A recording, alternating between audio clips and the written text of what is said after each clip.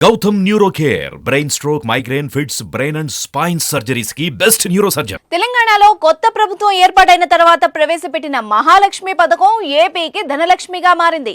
సంక్రాంతికి పండగ సందర్భంగా పొరుగు రాష్ట్రం జాక్పాట్ కొట్టేసింది. అదేంటి, ఇక్కడ ఫ్రీ బస్సు హామీతో ఏపీ ఆదాయం ఏంటన్నదే కదా మీ డౌట్. అయితే ఈ పూర్తి వివరాలు వినాల్సిందే. తెలంగాణలో కాంగ్రెస్ ప్రభుత్వం ఏర్పడ్డాక ఫ్రీ బస్ హామీ అమలు చేసింది. దీంతో బస్సులు కిక్కిరిసిపోతున్నాయి. మహిళలందరూ ప్రైవేట్ వాహనాలకు స్వస్తి పలికి ఆర్టీసీనే ఆశ్రయిస్తున్నారు. ఆర్టీసీ బస్సు రద్దీకి సీట్లు కూడా చినిగిపోతున్నాయి.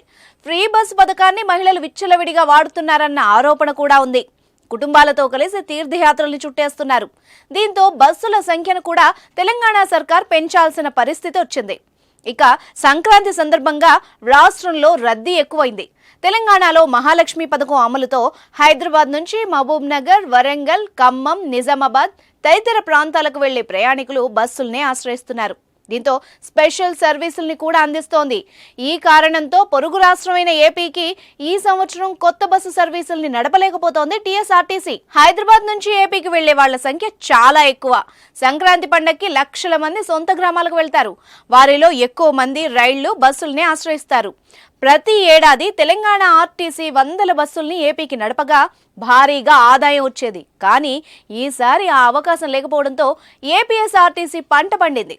ప్రయాణికుల డిమాండ్కు తగ్గట్టుగా భారీ బస్సు సర్వీసుల్ని అందించి భారీగా ఆదాయాన్ని ఆర్జిస్తోంది.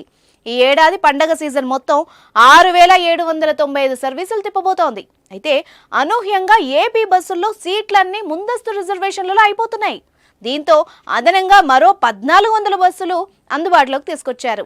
జిల్లాల మధ్య తిరిగే సూపర్ లగ్జరీ, డీలక్స్ బస్సుల్లో కండిషన్ ఉన్న వాటిని హైదరాబాద్కు మళ్లించారు. ఏదేమైనా తెలంగాణ మహాలక్ష్మి పథకం ఏపీ ఆర్టీసీకి ధనలక్ష్మిగా మారింది.